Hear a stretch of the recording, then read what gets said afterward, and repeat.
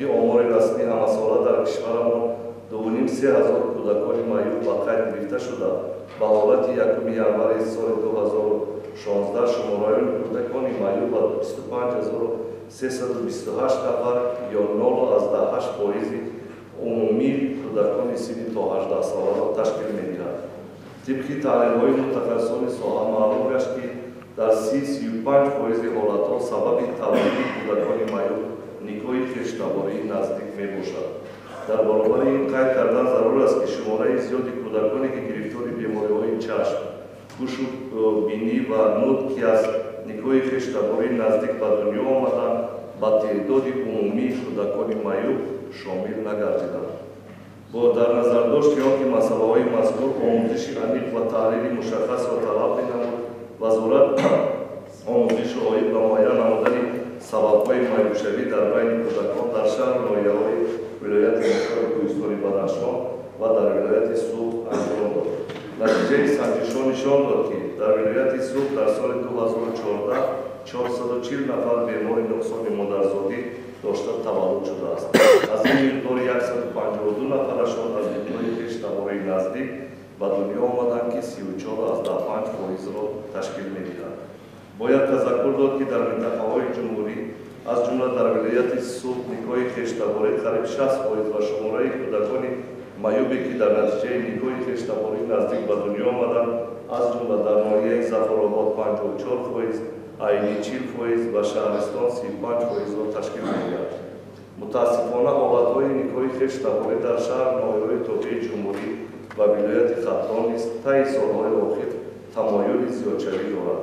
برای مثال در شهر راهان 24%، ناحیه رودکی 24%، استوده 23%، فیض‌آباد 17%، واسه 28%، شهر توز 24%، قبادیان 19%، فرخار 15%، باختر 15%، از 6% را از نیکوی خشتباری نزدیک میباشند. پدیده تشویش‌آور آن است که 40-50% عائله‌ها از نیکوی خشتباری نزدیک از 2 تا 4 فرزند معیوب دارند. در قلمرو کشور قریب 13,000 نفر کودکان نورسان معیوب سنی تا 18 ساله از جانب دولت نگاهبین کرده می‌شوند که تعداد زیادی آنها از نیکوی خشتباری نزدیک میباشد. سبب دیگری که باعث تولد کودکان معیوب می‌گردد بیماری‌های سیرویتی ویروسی میباشد و مانند سیتامگالویروس، خلامیدیوز، تاکسوپلازموز، ویروس گرپسی عادی و غیره. چنین بیماری‌ها در بین عائله‌های مهاجرین مهنتی بیشتر به نظر می‌رسد. با مقصد سریع آشکار نمودن این گونه بیماری‌ها همزمان دیگر سرایت‌های بیماری‌های سیرویتی از جمله ویروس نارسایی، مسمومیت آدم، بیماری سیل، گذراندن معاینه طبی ازدواج شوندگان و مهاجرین مهنتی نیز چاره‌گیری مهم میباشد. عامل دیگری تشویش‌آور این در حالت‌های علایقه سبب تولید کودکان معیوب می‌گردد که این بیماری‌های ارثی اولادی میباشد، قریب 10 تا 15%. عین حال در دنیا زیاده از 6,000 نمونه بیماری‌های ارثی به قید گرفته شده‌اند که عامل اساسی آنها این نیکوی خشتباری نزدیک میباشد.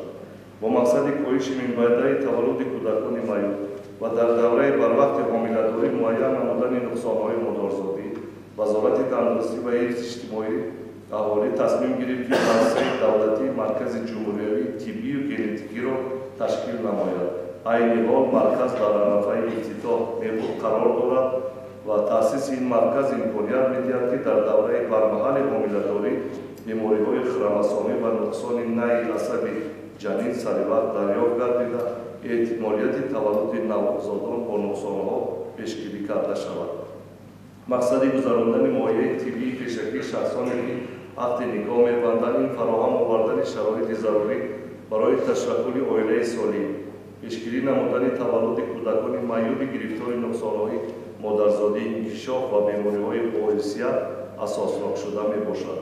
پیشگیری نیکوی خشتباری و معاینه طبی پیش از نکاح همچون سرمایه‌گذاری با عائله سالم و خوشبخت ارزش بزرگ دارد.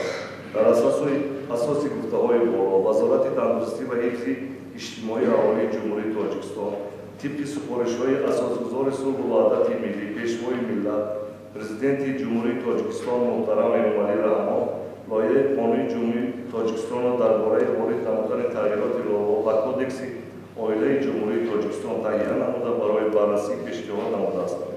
Мақсади асосии тағйироти лоиҳаҳо дар моддаи 15 Кодекси Оилаи Ҷумҳурии Тоҷикистон ин ворид намудани муоинаи тиббии ҳатмии шахсони никоҳшаванда ва онҳоро бо натиҷаи муоинаи тиббии ҳатмӣ ҳамдигар шинос кардан мебошад. Дар моддаи 14 Кодекси мазкур бастани никоҳ байни хешовандони наздик, байни фарзандону бародарон, хоҳарон, бародару хоҳар, байни табо ва ҷиян, амак ва бародарзода, хола ва хоҳарзода манъ карда шудааст ва инчунин нагузаштани муоинаи тиббии ҳатмӣ низ монеагӣ барои бастани аҳди никоҳ намегардад. Дар моддаи 14 Кодекси мазкур ворид карда шудааст ки агар шахсоне ки аз муоинаи тиббии ҳатмӣ нагузаштанд ҳуқуқ ба бастани никоҳ надоранд.